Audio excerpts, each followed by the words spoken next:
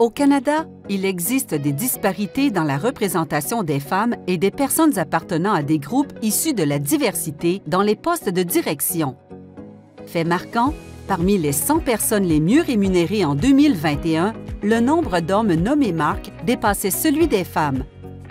Dans les organisations où la proportion de l'effectif féminin est élevée, comme dans les sociétés de services financiers, les femmes sont surreprésentées aux échelons inférieurs et sous-représentées aux échelons supérieurs. Si les inégalités persistent à tous les niveaux, l'écart est généralement le plus important au sommet de la hiérarchie. Nous constatons que les femmes, les personnes racisées, les Autochtones, les personnes handicapées et les personnes de la communauté 2SLGBTQ+, sont sous-représentées dans les conseils d'administration et les postes de direction. Ce constat est d'autant plus vrai dans le secteur des entreprises. Les obstacles à la participation pleine et égale des femmes et des personnes appartenant à des groupes issus de la diversité aux postes de direction peuvent être liés à divers facteurs. Ceux-ci peuvent inclure les préjugés et les stéréotypes quant à ce qui caractérise un bon dirigeant, le manque de sensibilisation et de compréhension des disparités, les processus d'exclusion dans le recrutement et la promotion et l'accès inadéquat au mentorat et au développement professionnel. La diversité de la haute direction ne témoigne pas seulement de l'appartenance, mais également d'un meilleur rendement organisationnel.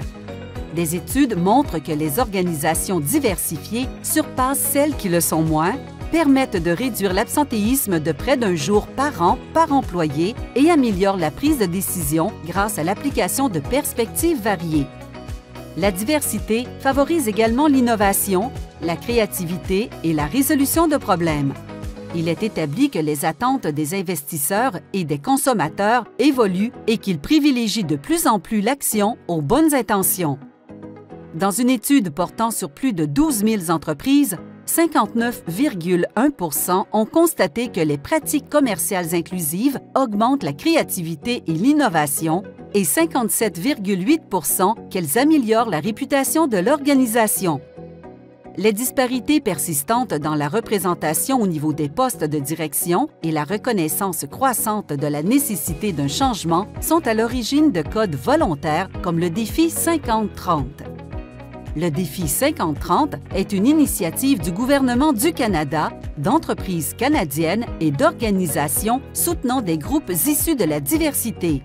Il encourage les organisations à s'engager en faveur de la parité entre les genres, soit le 50 %, et d'une plus grande diversité, soit le 30 %, au sein des conseils d'administration et des postes de direction.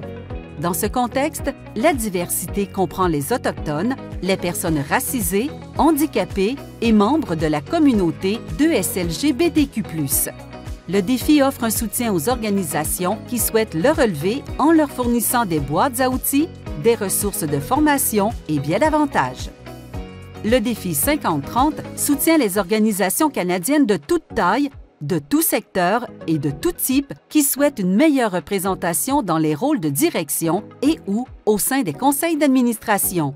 Il peut s'appliquer tant aux grandes qu'aux petites et moyennes entreprises, aux organisations à but non lucratif, aux établissements postsecondaires, aux hôpitaux, ainsi qu'aux agences, conseils et commissions. Les organisations peuvent y participer à différents stades de leur parcours EDI, notamment les organisations qui travaillent à relever le défi, ce qui signifie qu'elles n'ont pas encore atteint les objectifs de parité entre les genres et la diversité du défi, ou les organisations qui répondent aux exigences du défi. Quelle que soit leur taille, leur secteur ou leur région, toutes les organisations devraient s'engager à fixer des objectifs, à s'auto-identifier et à assurer un suivi. Cela dit, le défi est entièrement volontaire et les organisations sont encouragées à faire état de leurs efforts pour atteindre leurs objectifs de parité de genre et de diversité par le biais de leurs mécanismes existants. Le défi reconnaît que les organisations en quête de changement ont besoin d'aide sur le plan des stratégies, des outils et des ressources. Ainsi, par l'intermédiaire de ses partenaires de l'écosystème, Collège et Institut Canada, EGAL Canada, Global Compact Network Canada, Ted Rogers School of Management's Diversity Institute et le Conseil économique des femmes, le défi fournit une gamme de ressources à ses participants. Ces ressources comprennent la boîte à outils, Ce qui fonctionne, développée par KPMG Canada, qui fournit des ressources telles que le guide pour soutenir le changement organisationnel et le guide du conseil d'administration et du leadership.